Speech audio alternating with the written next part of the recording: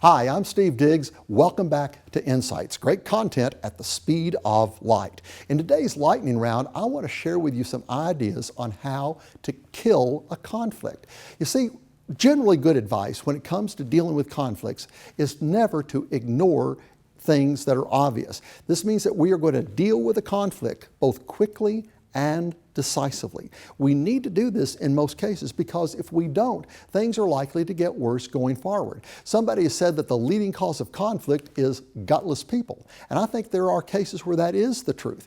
Another person has said if you want to have less conflict, well then the thing to do is to have more of it. In other words, go ahead and step into it and deal with it. And by the way, as you learn how to deal with conflict, you're going to find that you enjoy doing this because it is a skill set that not only helps you, but it also helps the people that you work with. It's a neat thing to be able to do. The problem is to understand that anytime we ignore a conflict, it's likely going to escalate. It's likely going to get worse going forward. The old question really comes back here.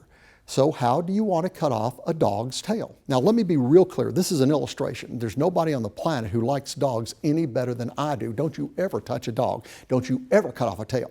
But if you were going to, theoretically, there are essentially two different ways to do it. And you can bet that either way you do it, this poor old dog ain't going to be happy. So the only remaining question is, how are we going to do it?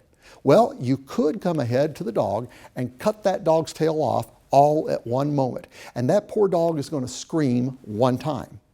Or you could come along and cut that poor dog's tail off 1 inch at a time and have that poor dog screaming over and over and over and over and over again.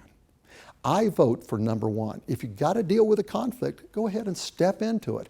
Deal with it, put it behind, and go forward. I love the words of the great 20th century philosopher, Barney Fife. You remember what he used to say?